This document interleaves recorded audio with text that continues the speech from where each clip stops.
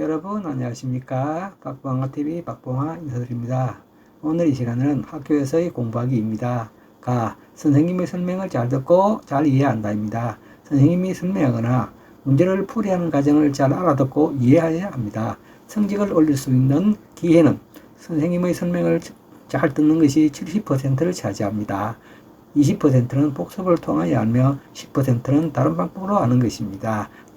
교과서와 익힘책을 가까이 하라입니다. 교과서와 익힘책을 착실히 공부한 어린이는 문제집의 90%는 쉽게 풀 수 있습니다. 그래서 반드시 교과서를 공부하는 것을 최우선으로 하고 확실히 알고 넘어가는 습관을 들이는 것이 아주 좋습니다.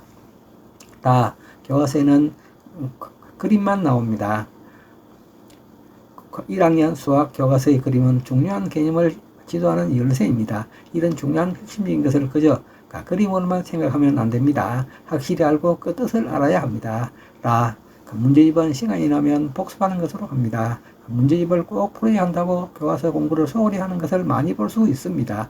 이것은 잘못된 것입니다. 교과서를 이해하지 못하고 알지 못하는 것은 사상 누각임을 잊지 말아야 합니다. 단원의 마지막에는 연습 문제가 꼭 있습니다. 이것은 앞의 내용을 이해하였는지 확인하는 문제이므로 꼭 풀어보고 넘어가야 합니다. 모르는 부분이 있거든 다시 교과서의 내용을 알고 풀어보는 습관을 기르도록 합시다. 학교 시험 잘 보기에 대해서 말씀드리겠습니다. 교과서를 중심으로 공부하자입니다. 학교에서 실시하는 중간고사나 기말고사는 학년 교육과정 중 교과서에서 나옵니다. 그래서 시험을 잘 치려면 교과서를 잘 공부하고 이해해야 하며 문제집도 아울러 풀어야 보아서 어려운 부분은 복습하여 자기 것으로 만들어 놓으면 시험을 잘 칠 수 있습니다. 매일 예습과 복습을 하자입니다. 공부에는 왕도가 없습니다. 매일 공부하여 이해하고 있으면 시험을 아주 쉬운 것이라고 할 수 있습니다. 그러나 공부를 게으르게 한다든지 하지 않거나 예습과 복습을 하지 않아서 이해하지 못하면 좋은 성적을 거두기 어렵습니다.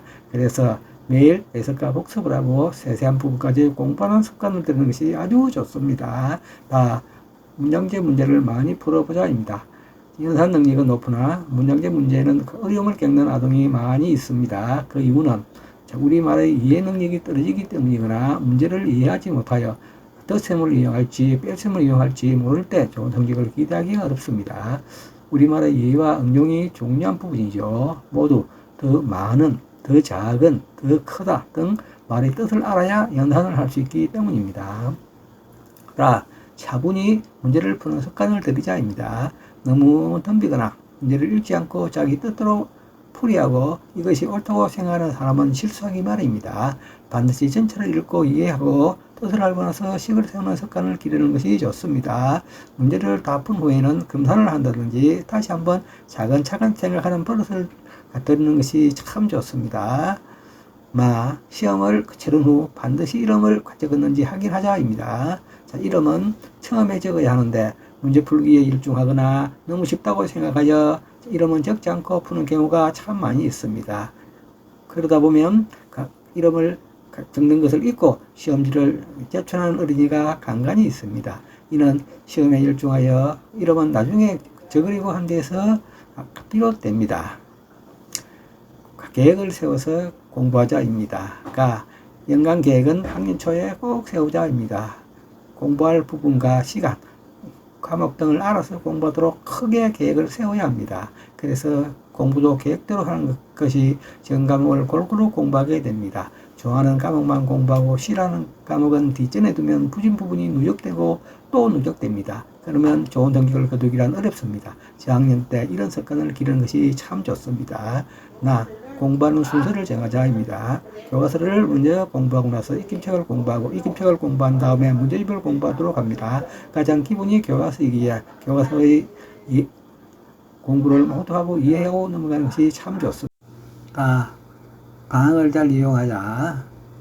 방학은 노는 시간이 아니고 부족하거나 어려운 부분을 공부하여 어려움을 해결하는 시간으로 삼아야 합니다.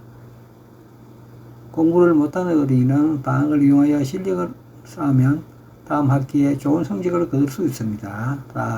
문장제 문제는 문장을 이해하고 풀자입니다. 기본은 잘 되어 있고 기초 학력은 높은데 문장제 문제에 어려움을 겪는다면 문장을 이해하지 못하여 생기는 것이라고 생각하고 국어 이해 능력을 길러야 합니다. 단문장제 문제를 많이 풀이하여 말의 뜻과 식을 세우는 연습을 많이 하여야 합니다. 수학을 통하여 사고력을 기르자. 수학을 즐겁게 공부하고 곽절을 기르면 사고력이 높아야 합니다. 이해가 안 되면 연산 능력이 우수하여도 문제를 풀이할 수 없는 것과 같은 이치입니다. 학습을 통하여 노력을 하면서 공부가 저절로 되는 큰 풀을 많이 이용하는 것이 좋습니다. 수학 관련 책을 읽어보자. 수학 천재들의 일대기와 수학자들의 전기를 읽어보는 것도 좋습니다. 선생들이 어떻게 수학을 공부하였고 수학의 원리를 바꾸는 것을 알므로써 수학의 흥미를 느끼게 하자입니다. 이상 박봉화TV 박봉화였습니다. 대단히 감사합니다.